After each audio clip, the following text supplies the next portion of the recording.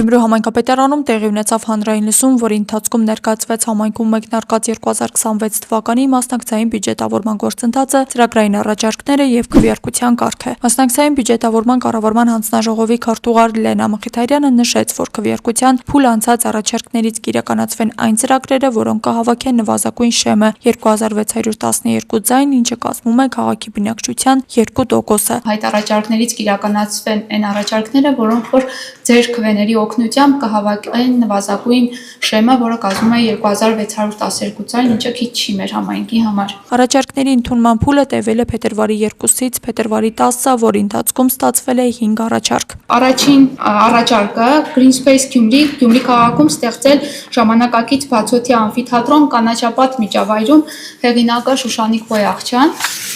Երկրորդ առաջարկը Գյումրի քաղաքի հանրային եւ միջոցառումների տարածքներում բիոզուկարանների տեղադրում եւ սպասարկում Վարդուհի Սոլակյան։ Երրորդը շախմատի մանկապատանեկան մարզադպրոցը ժամանակակից բազմաֆունկցիոնալ մարզակրթական համալիրի վերածում Մարինե Գևորգյան եւ բաց ամֆիթատրոնի կառուցում Մուշ թաղամասում 4-րդ առաջարկներ Արան Աղշկարյանն է առաջարկել եւ 5-րդ առաջարկը Գյումրու հաղթանակի զբոսայգու զարգացման եւ համալիր բարեկարգման ծրագիր հեղինակ Անահիտ Ղազարյան։ Հանձնաժողովի քննարկման արդյունքում նույնաբովանդակ երկու առաջարկները ամֆիթատրոնի ստեղծման վերաբերյալ հեղինակների համաձայնությամբ միավորվել են մեկ ընդհանուր նախագծի մեջ, ձայների հնարավոր կորստից խուսափելու նպատակով, իսկ բիոզուկարանների տեղադրման առաջարկը մերժվել է, քանի որ այն չի համարվել նոր նախաձեռնություն եւ արդեն ներառված է համայնքի հնգամյա զարգացման ծրագրում։ Ունենք այս պահին 3 առաջարկ, որի օգտին կարող եք քվեարկել, մեկ ամֆիթատրոնի կառուցումն է, մյուսը հաղթանակի այգու կառուցումը եւ շախմատի դպրոց հողակի համալիր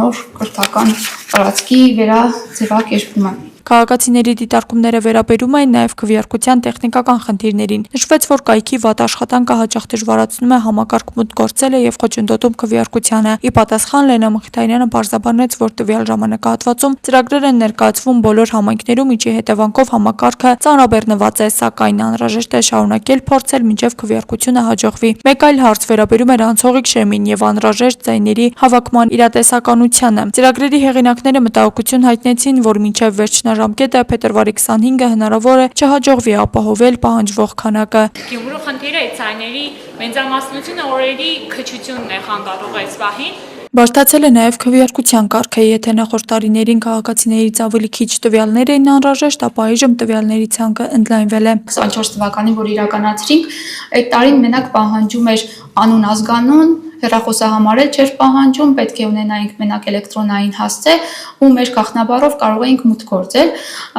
Այս համակարգը իրաթերություններ ունեցավ խոչընդոտները, որովհետև քանի որ անձը չէր նույնականացվում, տարածքայինում ահագին բողոքներ եղան, որ մարդվան այդ քվեների լցոնումներ են արվում։ Այդ նպատակով համակարգը կապեցին պետրեգիստրի հետ եւ այժմ մենակ սոցքարտի տվյալներով կամ անձնագրային տվյալներով կարող է մի քաղաքացին մի անգամ մտնել ու քվեարկել առաջարկի օգտին։ Պարտացում է գնացել այս ամեն ինչով։ Ընդուն նաեւ այդ 2%-ի շեմը հաղթարել է եւ այլն եւ այլն։ Այսինքն հաջորդիվ հիմա ինչ անենք, կառավարության որոշում է, մենք այսպես պետք է տանք։ Նշենք, որ Գյումրին այս տարի կարող է իրականացնել մասնակցային բյուջետավորման 2 ծրագիր, ընդհանուր բյուջեն կազմում է 86 միլիոն դրամ։ Հետևաբար հաղթող յուրաքանչյուր նախագիծ կստանա 43 միլիոն դրամ ֆինանսավորում։ Ուստի ծրագրերի հեղինակները հորդորում են մասնակցել քվեարկությանը, մուտք գործելով համայնքապետարանի պաշտոնական կայք, ապա մասնակցային բյուջետավորում բաժին եւ քվեարկել նախընտրած ծրագրի օգտին։ Աստղիկ Խաչատրյան, Խանով Անիսյան, այսօր։ Հունաստան կատարած պետական այցի շրջանակում հանրապետության նախագահ Վահագն Խաչատուրյանն իր պաշտոնակցի նախագահ Կոստանդինոս Տասուլասի հետ այցելել է բյուզանդական եւ քրիստոնեական մշակույթի թանգարան։ Նախագահները մասնակցել են Հունաստանում Հայաստանի դեսպանատան կողմից կազմակերպված հայ լուսանկարիչ դիզայներ Տաթև Մնացականյանի աղոթք խաղաղության խորագրով ցուցահանդեսին։ Ցուցահանդեսը նվիրված է խաղաղության մշակույթի հանրահռչակմանն ու տարածմանը նշանավոր գործիչների լուսանկարների եւ Գրիգոր Նարեկացու աղոթքների միաձուլման միջոցով։ Ցուցահանդեսի բացման արարողության մեկնարկին նախագահ Խաչատուրյանը հանդես է եկել ողջույնի խոսքով։ Սիրելի բարեկամներ, թույլ տվեք շնորհակալություն հայտնել այս ցուցահանդեսի կազմակերպիչներին, թանգարանի ղեկավարությանը եւ բոլոր նրանց, ովքեր իրենց նվիրումն ու ջանքերն են ներդրել այս կարևոր նախաձեռնության իրականացման համար։ Իհարկե առանձնահատուկ շնորհակալության նկարների հեղինակին Տաթևին։ Իրականում ձեր աշխատանքը եւս մեկ անգամ ապացուցում է, որ մշակույթը կենթանի կամուրջ է ժողովուրդների միջև։ Թող Գրիգոր Նարեկացի աղոթքը խաղաղության համար հնչի ոչ միայն այս սրահում, այլև մեր բոլորի սրտերում։ Թող այն դառնա հիշեցում, որ խաղաղությունը սկսվում է յուրաքանչյուրիցս, մեր մտածողությունից, մեր խոսքից եւ մեր գործերից։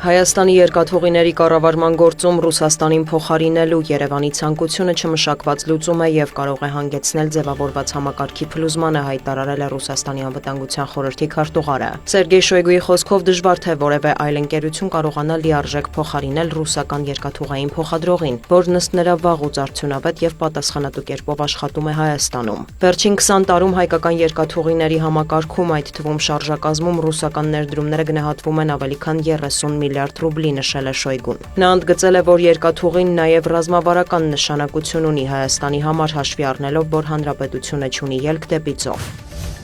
Այժմ ակտիվորեն քննարկվում է Հայաստանի եւ Ադրբեջանի միջև նոր ճանապարհների կառուցման հարցը։ Թբիլիսին վստահ է, որ դա լավ է տարածաշրջանի համար, հայտարարել է Վրաստանի արտգործնախարարը։ Մակա Բոճորիշվիլիի խոսքով նոր երթուղիները միայն կմեծացնեն տարածաշրջանի կարևորությունը կապակցվածության տեսանկյունից։ Ես որևէ ռիսկ չեմ տեսնում, Վրաստանը չի անհետանա քարտեզի վրայից եւ չի կորցնի ռազմավարական դերը։ Պարզապես կապերի մասին խոսողները երբեմն չեն հիշատակում Վրաստանը որպես Եվրոպայի հետ կապի օղակ, եւ դա կասկածի տակ է դնում նրանց կոմպետենտությունը, հավելել է դիվանագետը։ Նախարարի խոսքով որևէ երթուղի չի փոխարինի Վրաստանին, քանի որ այնտեղով անցնող ճանապարհի պահանջարկը տարեցտարի աճում է։ Նա հավելել է, որ Թբիլիսին ողջունում է Հայաստանի եւ Ադրբեջանի միջև խաղաղության գործընթացները։ Բոճորիշվիլին նաև հայտարարել է, որ Վրաստանը վաղուց անկեղծորեն ձգտում է դառնալ Եվրամիության անդամ եւ ջանքեր է գործադրում այդ ուղղությամբ։ Մենք ցանկանում ենք, որ երկրում խաղաղություն, կայունություն եւ ժողովրդավարություն տիրի առանց արտաքին միջամտության։ Սա նախապայման է Եվրամիությանը միանալու համար, շեշտել է նախարարը, հավելել, իշխանության հայտարարած նպատակն է մինչև 2030 թվականը պատրաստ լինել ԵՄ-ին անդամակցության համար։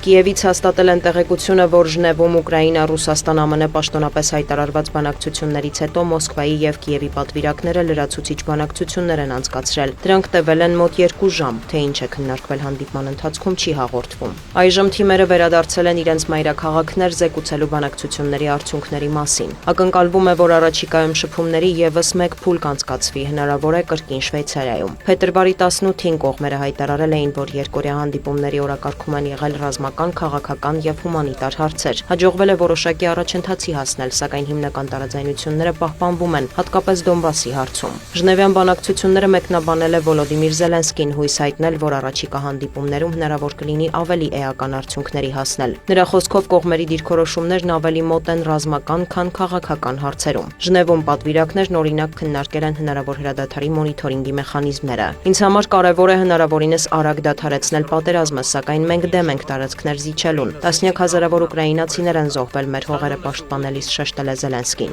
Ուկրաինայի նախագահը նաև հայտարարել է, որ Վաշինգտոնն ու եվրոպական որոշ երկրներ քննարկում են Ռուսաստան-ՆԱՏՕ համաձայնագրի հնարավորությունը։ Նա հույս է հայտնել, որ Կիևի հետ եւս կքննարկեն դաշինքում Ուկրաինայի տեղի հարցը։ ԱՄՆ-Իրան լարվածության եւ միջուկային գործարքի շուրջ բանակցությունների ֆոնին Ռուսաստանի եւ Իսլամական Հանրապետության ռազմածովային ուժերը համատեղ զորավարժություններ են անցկացնում Օմանի ծոցում եւ Հնդկական օվկիանոսի հյուսիսում։ Ռուսաստանի պաշտպանության նախարարության տվյալով երկու երկրի անձնակազմերը համակարգում են գործողությունները քաղաքացիական նավագնացության անվտանգությունն ապահովելու համար։ Ամերիկյան մամուլն էլ գրում է, որ Վաշինգտոնը շարունակում է մեծացնել ռազմական ուժերը Մերձավոր Արևելքում, սակայն Դոնալդ Թրամփը Իրանի դեմ ռազմական գործողություններ սկսելու վերջնական որոշում կառավարությունում դեռ չի կայացրել։ ՆԱՏՕ-ում ԱՄՆ մշտական ներկայացուցիչ Մեթյու Ուիթեքերը հայտարարել է, որ Սպիտակ տունը պատրաստ է որոշ ժամանակ տալ Թեհրանին գործարքի հասնելու համար, սակայն Թրամփը չի պատրաստվում անվերջ սպասել։ Սպիտակ տան խոսնակ Քերոլայն Լևիտն էլ տեղեկացրել է, որ Ժնևյան բանակցություններում փոքր առաջընթաց է գրանցվել, սակայն որոշ հարցերում կողմերի դիրքորոշումները ծայրահեղ տարբեր են։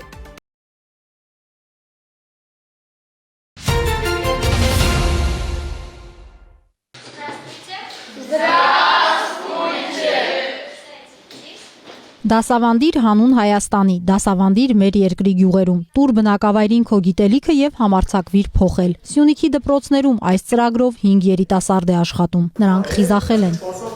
Կարգախոսը խիզախիրն է դասավանդիրի ու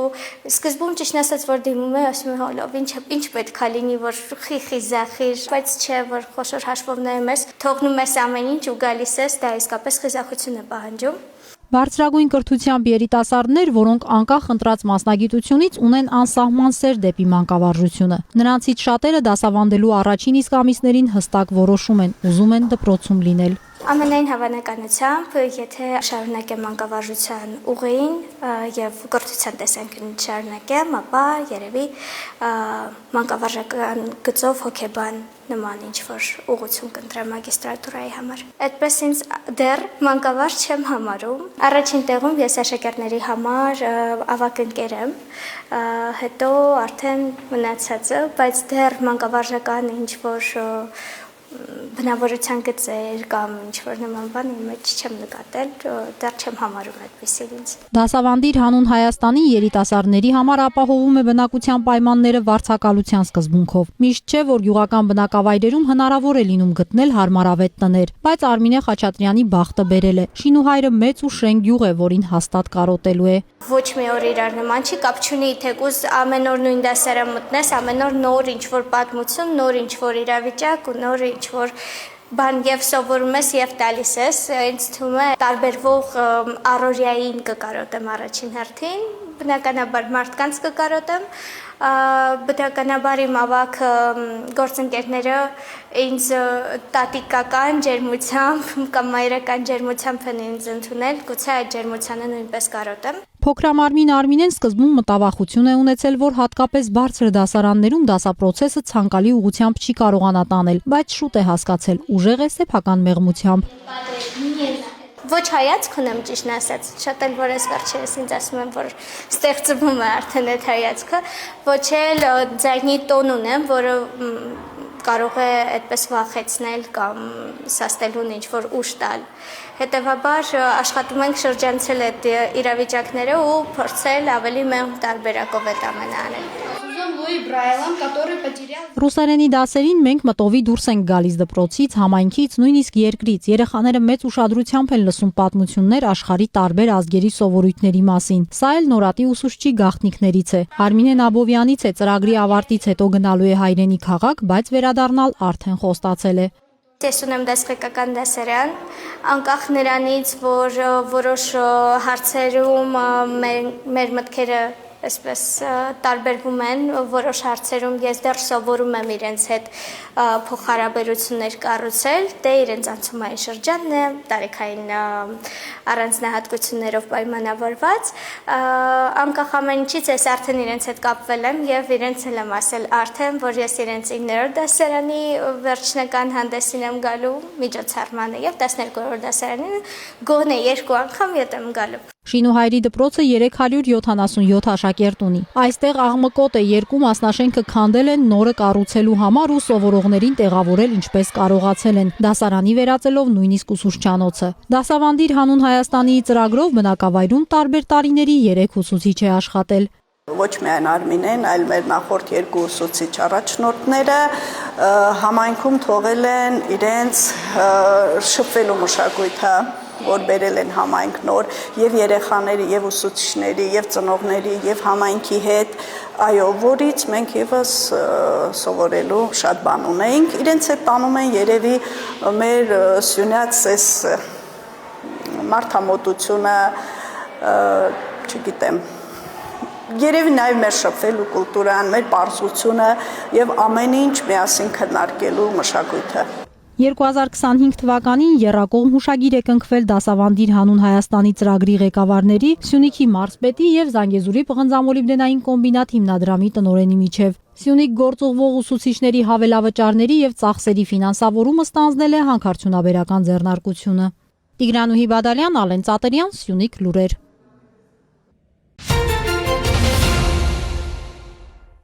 2025 թվականին Հայաստանի կառավարությունը մշակել է ՄԱԿ-ի անվտանգության խորհրդի 1325 բանաձևից բխող երրորդ ազգային ծրագիրը։ Այս բանաձևի առանցքում կանանց եւ աղջիկների հատուկ խոցելիության խնդիրն է ռազմական գործողությունների ժամանակ, սակայն մյուս կողմից էլ նույն բանաձևը կանանց դիտարկում է ոչ միայն որպես պատերազմների եւ զինված հակամարտությունների զոհերի, այլև անվտանգային գործընթացների ակտիվ դերակատարների եւ որոշում կայացնողների։ Այսինքն սա երկբևեռ փաստաթուղթ է, որը տեղայնացնելով համայնքները փաստացի միջոցառումներ են ձեռնարկում համայնքում կանանց աղջիկների պաշտպանության ենթակառուցվածքները ամրապնդելու համար եւ կարեւոր է ընդգծել, որ բանաձևը ոչ միայն անվտանգային միջավայրի բարելավման մասին է, այլև նաեւ ընդհանուր լայն առումով համայնքների համատեքստի բարեփոխման մասին է, հաշվի առնելով եւ սոցիալական ասպեկտը եւ գենդերային խտրականության դրսևորումները եւ ընտանեկան բռնության, այսինքն միջավայրը, որտեղ կինը ապրում է, այդ միջավայրը պետք է մաքսիմալ անվտանգ լինի։ 1325 բանաձևից բխող երրորդ ազգային ծրագրի դրույթներն են ներկայացվում Գավառում կազմակերպված աշխատաժողովի ընթացքում։ Հիմնականում ազգային մակարդակում իրականացվող նախորդ երկու ծրագրերի գործընթացներից դուրս մնացող համայնքներն արդեն ունեն հանձնառություններ տեղական մակարդակում գործողություններ եւ փաստաթղթեր մշակելու։ Հաշվի առնելով, որ տեղայնացման գործընթացը արդեն մեկնարկելու է տարբեր համայնքներում տարբեր չափով, կարևոր ենք համարում տեղական ինքնակառավարման մարմինների, համայնքի բնակիչների իրազեկվածության բարձրացումը ընդհանրապես այս բանաձևի վերաբերյալ, որպեսզի կարողանան նաև հետագայում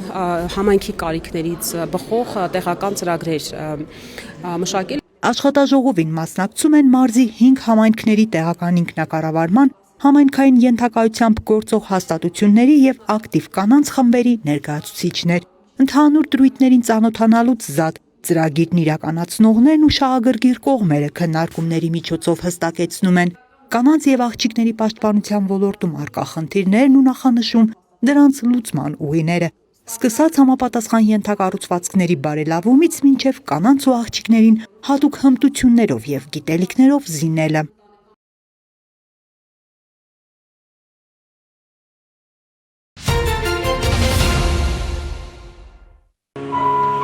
Այս տարի լրանում է հայ ժողովրդական մշակույթի պահպանման եւ զարգացման գործում անգնահատելի ավանդ ունեցած նվիրյալ մշակութային գործիչ Հովանես Շարամբեյանի ծննդյան 100-ամյակը։ Հոբելյանական միջոցառումների մեկնարկը վարպետի սիրելի Դիլիջանում էր, իր հիմնադրած գեղարվեստի դպրոցում։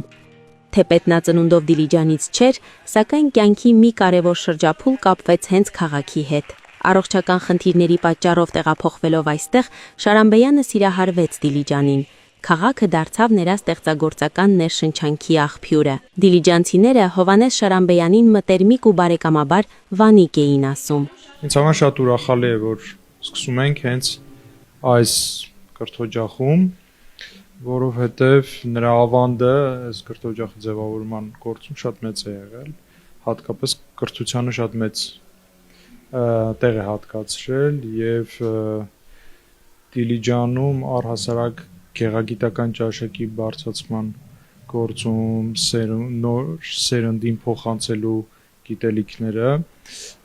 նրա ավանդը բավական մեծ է եղել եւ կարելի ասել դպրոցը արդեն այդ ջանքերի խտացումն ու արդյունքն է։ Սա երկրորդ ֆիլմն է Վանիկ Շարամբեյանի մասին, առաջինը Շողակաթի նախաձեռնությամբ է եղել, երկրորդը մեր ընտանիքի նախաձեռնությամբ մենք վերջին ֆիլմն ենք ցույց տալու, որտեղ փորձել ենք Շարամբեյանի կյանքի այսպես տարբեր փուլեր եւ շերտեր ներկայացնել, եւ նրան որպես հասարակական մշակութային գործիչ եւ որպես գեղանկարիչ եւ առհասարակ մշակութային գործիչ։ Նրա գործունեությունը ոչ միայն Դիլիջանում, այլ Երևանում եւ ազդեցությունը ողջ հայ ժողովրդի մշակութային կյանքում։ Միջոցառումը նվիրված էր նրա բազմակողմանի գործունեությանը, ժողովրդական արվեստի պահպանությունից մինչև թանգարանային գործի զարգացում։ Շարամբեյանի գործունեության առանցքում եղել է ազգային ինքնության պահպանումը, մշակույթի լեզվով։ Լրջախո, զուսպ, ցածր ձայնով, ժպիտով երբեք չարացած չեմ տեսել։ Եվ գեղեցիկ տղամարդեր երդարքիր արտաքինով, աչքերով, կանաչով տվար։ Ինքը ավելի քիչ էր իր վրա աշխատում, քան մնացածին գովերքում էր, ուրեմն հայտնաբերում էր,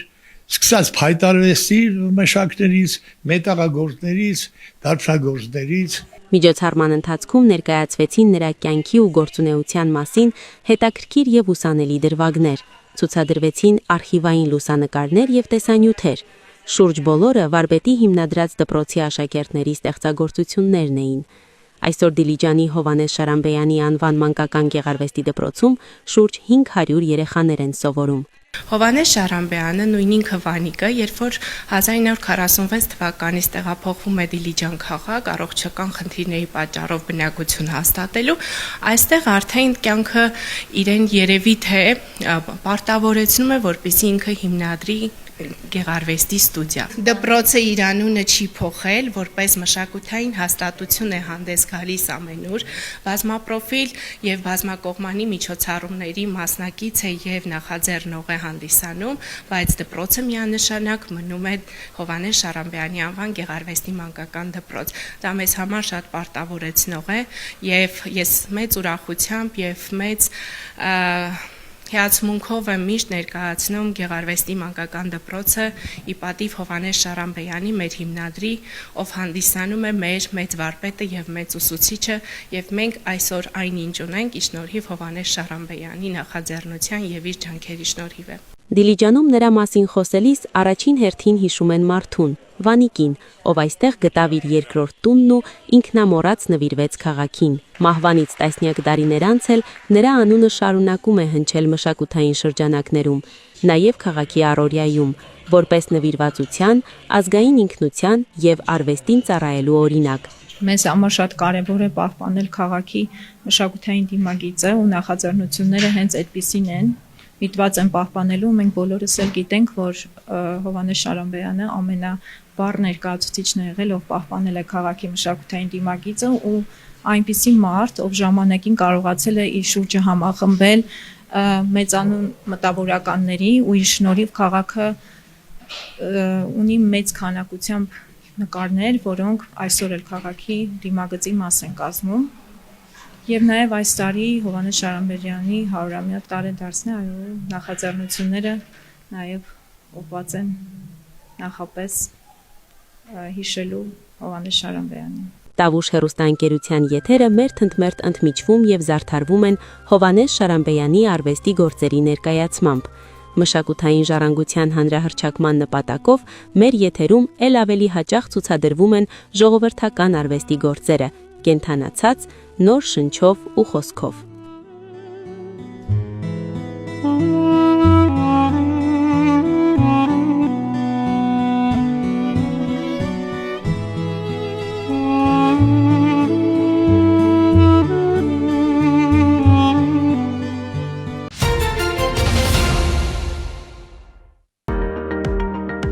Ներքին գործերի նախարարության ոստիկանության համակարգում բանակցային ոստիկանությունն այլևս գաղափար չէ, այլ իրականություն։ Ուժի փոխարեն խոսք, հարկադրանքի փոխարեն համբերատար լսելու կարողություն, արդյունավետ հաղորդակցության միջոցով վստահության ձևավորում։ Այս սկզբունքներով են առաջնորդվում բանակցող ոստիկանները։